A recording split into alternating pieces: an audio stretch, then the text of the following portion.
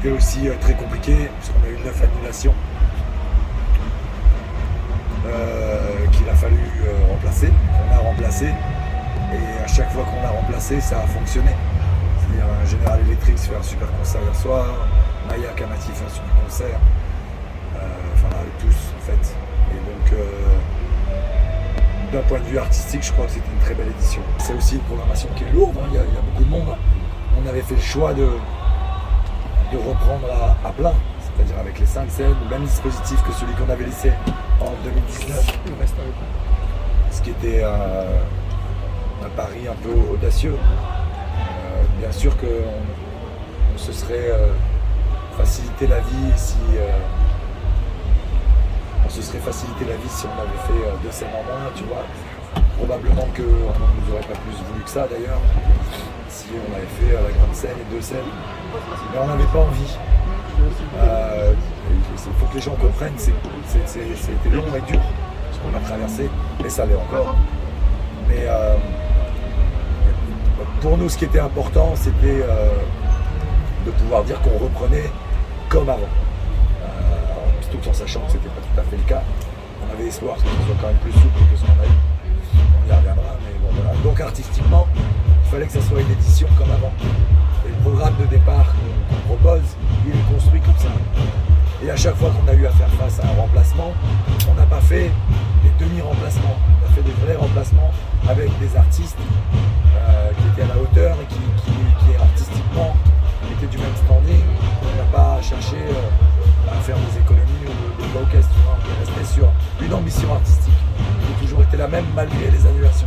On va finir globalement, je pense, ce soir, sur les 3 soirs, à 16 500, 17 000 maximum payants. Avec les exos, on sera pas loin des 17 18 000 je sais pas.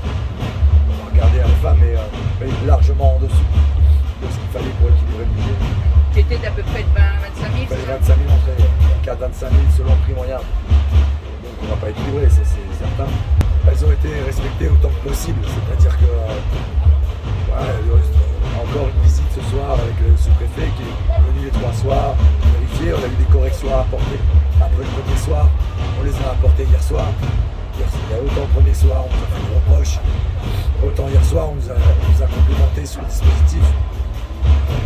Voilà, après, ça reste un parc, ça reste une bière, enfin voilà, et ça reste extrêmement difficile de faire imposer le masque en permanence, tout en même là je vous parle, parce qu'en conférence de presse c'est quand même compliqué aussi de m'adresser à vous, et puis en plus comme j'ai plus de voix, vous m'entendriez pas. Donc on voit bien que c'est pas simple.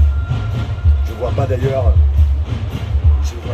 comment c'est envisageable de façon durable. Ça peut pas arriver.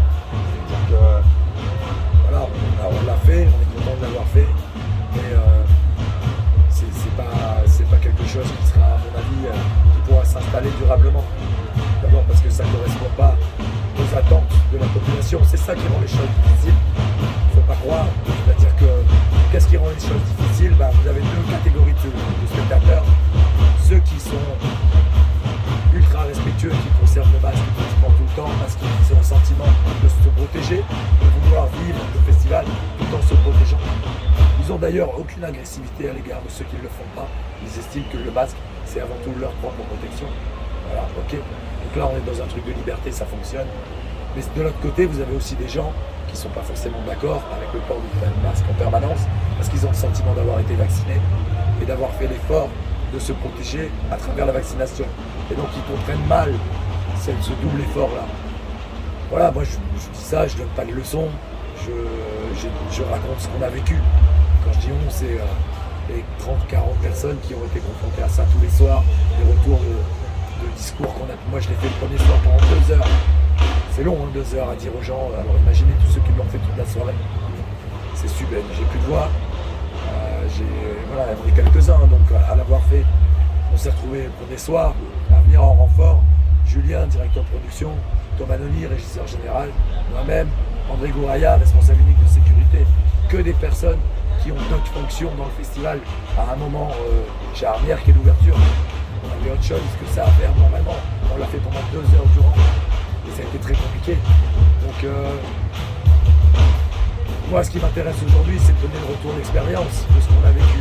Comme ça, moi, ça servira peut-être à éclairer les prises de position à l'avenir. Et franchement, on verra. C'est un peu à chaud. On va analyser tout ça, on va le noter. De toute façon, il y a des registres de sécurité, on note beaucoup de choses. D'une année sur l'autre, on note énormément de choses. On n'est pas vu comme ça à chaque fois. C'est comme ça qu'on a amélioré le festival au fil de l'eau. Mais donc il y aura sur ce volet sanitaire énormément de choses à dire qui seront à prendre en compte à la fois, je crois, d'un point de vue purement sanitaire. Et là, il faudra s'interroger sur qu'est-ce qui, d'un point de vue scientifique, motive telle ou telle décision. Moi, je me réfère à la seule étude qui a été faite en intérieur, en extérieur. Il n'y a pas eu d'études scientifiques qui disent telle ou telle chose. Donc, peut-être qu'il va falloir faire évoluer les choses. Ça en réfère aussi au rapport qu'on a à cette pandémie, à cette maladie. Qu'est-ce que ça sous-entend de l'attraper? On a pestiféré quand on l'attrape le Covid. Donc, il y a des gens qui sont plus fragiles que d'autres qui sont plus protégés que d'autres. Il y a tout ça qui va devoir être mis en relief. Et nous, on fera les retours d'expérience qu'on a pour essayer de contribuer. Il y a d'autres choses à prendre en compte. Et ça, on l'a vu le premier soir aussi. C'est l'aspect social et l'aspect sociologique. Le ressenti des gens. On a senti, nous, d'avoir une jeunesse, énormément de jeunesse dans le festival. Beaucoup de jeunes. Vraiment beaucoup. On a entendu aussi tous ces discours sur cette jeunesse qui était privée de sa jeunesse, d'une certaine manière. On a entendu des moins jeunes regretter de ne pas pouvoir offrir à cette jeunesse ces moments-là.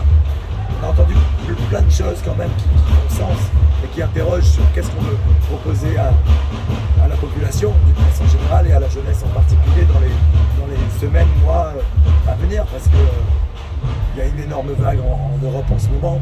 Bon, je pense que tout ça va dire. Si on est nous-mêmes soumis à une pression supplémentaire, visiblement, ok, on est en période antérieure à l'événement, on verra post-événement ce que ça dira.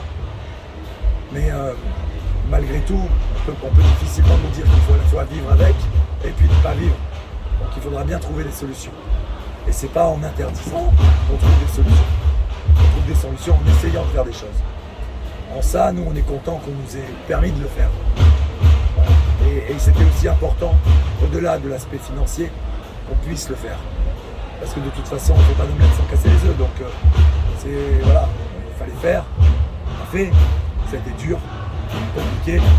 Certaines choses marchent, d'autres ne marchent pas. Il faut s'interroger. Et puis ensuite, il faut voir comment tout ça va évoluer ou doit évoluer. Si on retient ce principe qui est qu'on doit vivre avec, alors il faut qu'on fasse évoluer les choses pour qu'on puisse réellement vivre, pas faire semblant de vivre. Et ça va être quelque chose qu'il va falloir discuter encore et encore. Pour les images, moi, vous voyez bien dans mon constat, je nie rien. Je dis simplement, on nous a donné un cadre, on l'a respecté, on a fait ce qu'on nous a demandé de faire. On nous a demandé de renforcer, on a renforcé. Après, je peux pas mettre un bonhomme derrière chaque festivalier et lui visser un masque sur le visage. On va pas leur greffer. Hein. Vous voyez ce que je veux dire, c'est comme ça, c'est la vie. Donc, oui, il y a des images qui ont circulé. Dans certains concerts, c'était plus ou moins respecté. Dans d'autres, voilà, ça l'était moins. J'ai pas nié, c'est vrai. Les images parlent d'elles-mêmes. C'est bien. Quand on va au Vélodrome voir Marseille jouer, parce qu'ils portent tous le masque, les 50 000 spectateurs. Là, on a un week-end de match de L1.